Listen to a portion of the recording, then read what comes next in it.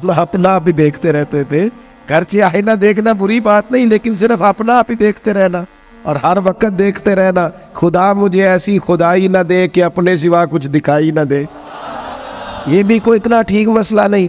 आप गौर फरमाए, क्या अर्ज करना चाहता हूँ आपकी खिदमत में मेरे अजीज। एक तो अगर मैं बड़ी समझदारी से और बड़े गौर से और बड़ी तवज्जो से आपको ये बात समझाना चाहता हूँ कि अगर हुजूर से प्यार करोगे ना, तो ये जितनी दौलतों की और शोहरतों की मोहब्बत दिल में आती है, ये खुद ब खुद निकल जाएगी, खुद ब खुद निकल जाएगी, आसानी हो जाएगी, जीना आसान हो जाए। दूसरी बात आपकी खिदमत में अर्ज करूं, हम ना ताज़ा दम नहीं रहते, हम परेशान रहते हैं, हम बोर होते हैं, हमारी तबीयतें बाज़ोकात जल्दबाजी करती हैं, हम बाज़ोकात उलझ जाते हैं, करार तलाश करते हैं। उस करार को तलाश करने के लिए फिर बाज़ लोग उल्टी सीधी मूवीज़ देखते हैं। बाज़ लोगों का ख्याल है कि शायद मैं कोई लतीफ़ा सुनूंगा तो मामला ठीक हो, फिर उसका नतीजा भी निकला है लतीफ़े सुनने का। अब लतीफ़े सुनाना भी इतना बड़ा काम हो गया है कि मौलवी है पगड़ी दाढ़ी वाला, लेकिन उसके नाम के नीचे लिखा फ़नी मौलवी। खुदा के बंदे, ये संजीदा स्टेज है, दीनदार लोगों का करने का काम है, आप क्या कर रहे हैं? मौलवी भी फनी होता है, 6 मानादार, कि हमारा मिजाज था हर चीज शुगल मेला, हर चीज हंसना उलझना। मेरे अजीज, हम चूंकि सुकून चाहते थे, कुछ ने इधर उधर की मूवी देख ली, कुछ ने हंस लिया, कुछ सैर को चले गए, कुछ का ख्याल था खाने खा लेंगे तो सुकून आ जाएगा। याद रखना, इन चीज़ों में सुकून नहीं है, इनमें तो आप उलझते जाएंगे। मजीद तो सुकून कहाँ है, करार कहाँ है? आप कभी सहाबा की जिंदगियां देखें ना, हालात जिस तरह के भी थे ना, उनको जो सुकून मिलता था वो रुखे मुस्तफ़ा से मिलता था। उनकी तबीयत पूरी लग गई थी कि हुजूर अलैहिस्सलाम की जो यादें हैं वो दिल को ताज़ा करती। उनका ख्याल था कि बाहर अगर किसी चीज़ का नाम है तो वो जिक्र मुस्तफ़ा है, याद मुस्तफ़ा है और दीदार मुस्तफ़ा है। आला हजरत मुफ्ती हैं, फतवा देते हैं। आला हजरत मुफस्सिर कुरान है, कंजुल ईमान बजाते खुद एक तफसीर है, तर्जुमा ही तफसीरी है। आला हजरत मुहद्दिस हैं, वो जब अहादीस मुबारका का हवाला देते हैं तो यूँ लगता है कि जैसे बड़ी गहरी नज़र है इनकी, रावियान हदीस पर भी, उसूल पर भी, और हाफजा भी मजबूत है हिफ्ज़ हदीस के लिहाज, सारी चीज़ें उनके पास थी। लेकिन वो पता क्या कहते थे?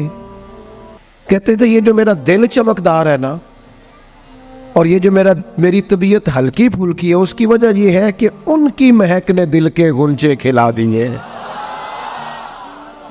ये मैं नहीं आपको तकरीर सुना रहा, मैं तो जज्बात का इजहार कर रहा हूं। उनकी महक ने दिल के गुंचे खिला दिए हैं। तो क्यों गुंचे खिला दिए? कहते मेरे नबी का कमाल ये है कि वो जिस राह चल दिए हैं कूचे बसा दिए।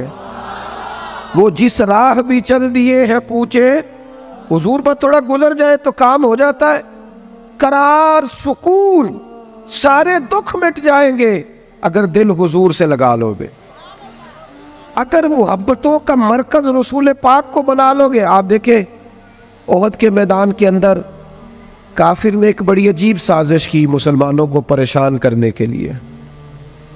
और भाई आप लोगों की वजह से अगर इतने लोग तकलीफ में हैं तो आपको समझ जल्दी से बैठ जाए जी, जल्दी से जी, फैसला करने में इतनी देर, अल्लाह आपको सलामत रखे, बैठ जाए जी। अब आप खड़े हैं जनाब, आप भी बैठ जाए, अल्लाह आपको बरकत अता फरमाए। अच्छा, एक बंदा महफिल में खड़ा हो जाता है मोबाइल लेके, अल्लाह उनको समझना चाहिए कि बाकी सारे कुल भी है मोबाइल। और खुदा के बंदे, आपकी वजह से इतने लोग पीछे अगर परेशान है तो आपको समझना चाहिए उस चीज़ को। अल्लाह ताला आप सबको हंसता और मुस्कुराता रखे।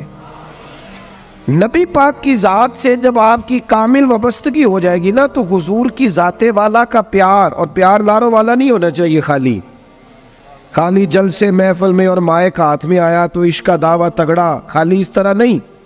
तन्हाई में भी तो रोए हुजूर की बारगाह।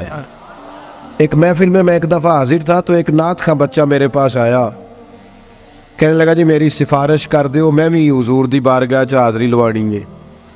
मैं क्या पुत्र तू घर जाके पढ़ लै, उत्थे भी हाज़री लग जाएगी कि 4000 बंदा चाहिए हाज़री लवाने लई। हुजूर की बारगाह में तो जहाँ बैठ के भी पढ़े हाज़री लग जाती है। इसके लिए क्या साज समर के मजलिस ही फ़कत हो तो हाज़री लगती है? ये भी आला हाज़री है, पर वो तो वल्लाह वो सुन लेंगे और फरियाद को पहुँचेंगे हम। बस इतना तो हो, कोई फरियाद करे दिल से, तू बात तो दिल से कर। आपकी जब कामिल वाबस्तगी हुजूर से हो जाएगी ना, तो ये गुर्बतों का डर, ये परेशानियाँ, ये आजमाइशें, एक जगह रोना नहीं रोया हज़रत बिलाल ने कभी अपनी गरीबी का, एक जगह परेशान नहीं हुए कभी हज़रत सलमान फ़ारसी के मैं परदेसी हूँ, एक जगह भी कभी जनाब सुहैबी रूमी को तकलीफ़ नहीं हुई। क्यों भला? इसलिए कि हुजूर की मोहब्बत ऐसी दवा है जो हर बीमारी से शिफा अता कर देती।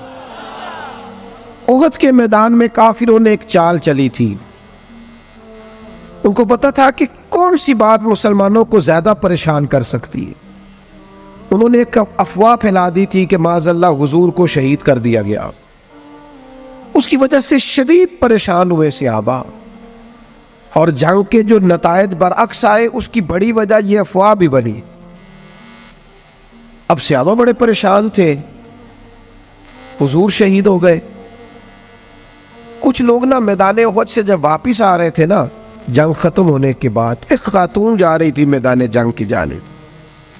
औरतें अपने मिजाज के लिहाज से कमज़ोर होती है कल्बी तौर पर, और बड़ी खूबसूरत बात लिखी है उलमा ने, कहते हैं औरत के दिल में दर्द ज़्यादा होता है ना, प्यार ज़्यादा होता है, और ये जो वो कमज़ोर वाक़या हुआ इसे ऐब ना समझो।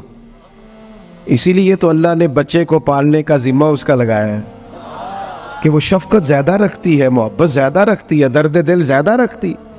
इसलिए जिस दर्द से वो बच्चे को पाल लेती है ना। मेरा बेटा एक दिन घर में कुछ पका हुआ था, उसकी अम्मा कहने लगी खाना खाओ, कहता मैं नहीं खाना। ओदी अम्मा कहती मैं बड़ा जोर लाया, बड़ी मेहनत की, बड़ी गर्मी च पकाया, अज तो यही खाना पैना है। कहने लगा मैं नहीं खाना, मैं आराम से खाना खा रहा हूँ। अब वो माँ बेटा बहस कर रहे हैं।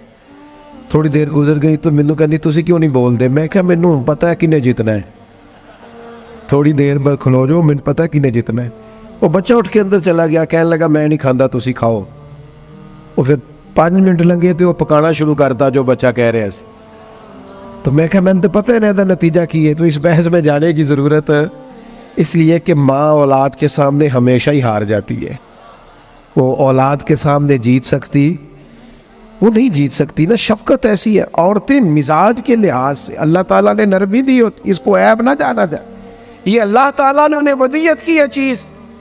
तो खातून जा रही है मैदान उहद की जानिब, वहां से सहाबा आ रहे। तो खातून पूछती है सहाबा से हुजूर का क्या हाल है?